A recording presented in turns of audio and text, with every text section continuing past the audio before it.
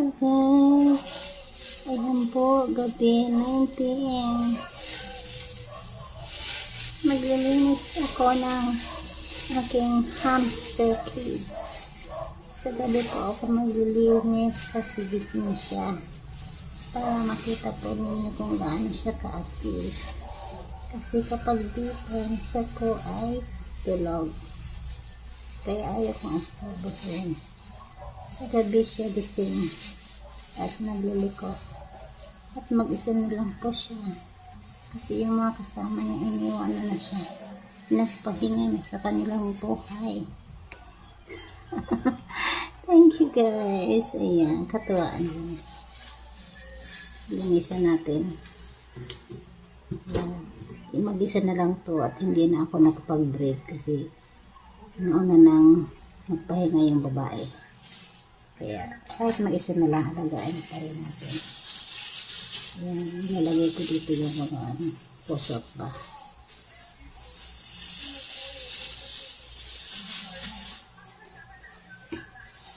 May mag akong nilalagay dito guys kasi kapag mainit yung panahon, ang mag ay malamig. Diyan siya nagtatago sa loob. At di kailangan itong hugasan guys para andyan pa rin yung amoy niya. Kasi yung hamster, gusto niya, andun pa rin yung sarili niyang amoy. Kaya di naman kailangan sobrang linis ng kulungan. Yan, kapag nagtanggal tayo ng kusot, matitira pa rin tayo ng mga medyo malinis at kunti. Para andun pa rin yung kanyang sariling amoy.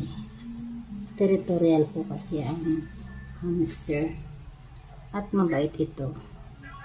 Siya. Parang pusa din, nahawakan mo din na ganito, hindi rin siya pala. It's normal po guys to hold like this.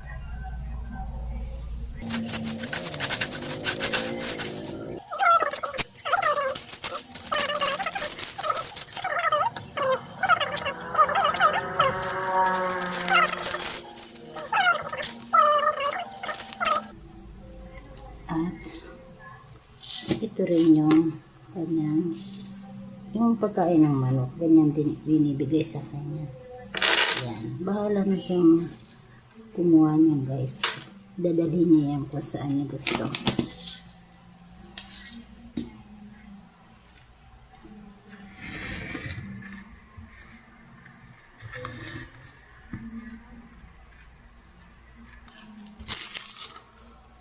Yan, punuin natin yung ilalim ng puso para meron siyang mapagtataguan kapag malamig yung panahon.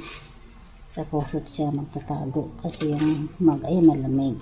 Kapag mainit naman ang panahon, magtatago siya sa loob ng mag, diba?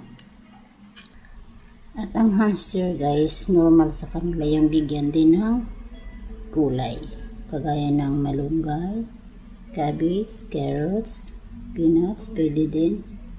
At ang meron ako ay malunggay. Kaya ito lang yung ibibigay ko sa kanya. Bahala na siya niyan mamaya. Pinupulot niya pa yung pagkain niya at ilalagay niya yung kung saan. Tingnan natin. Ayun. Hindi na natin nakita. Yung pinulot niyang pagkain ay inilagay niya sa loob. At nangunguha pa rin siya ng malunggay. O, tingnan yun. Yung pagkain ay iipunin niya dyan sa loob ng mag. Kasi habang nandiyan sa loob, natutulog, napapahinga, kapag nagutom, kakain. Ganyan sila. Hello! Hams, hams! Ano yan guys? Male o lalaki. At ito guys, oh, gagawin ko ng ganito. Dagdag ano to na magbibigay sa kanya ng warm pagka malamig yung panahon. Ano yung gagawin niya sa tissue.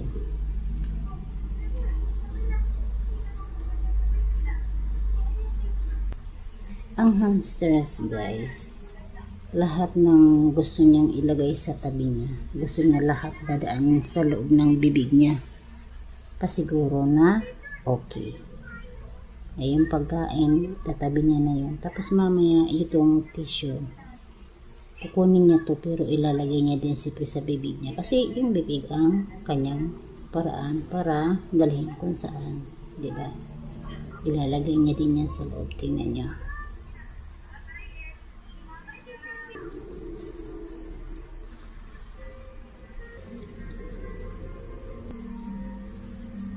Oh, ganyan yan.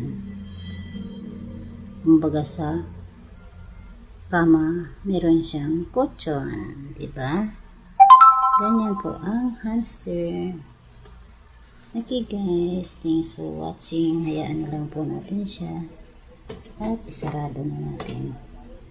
Huwag po magko-comment na bakit may kulungan. Kasi ang hamster po talaga ay may kulungan.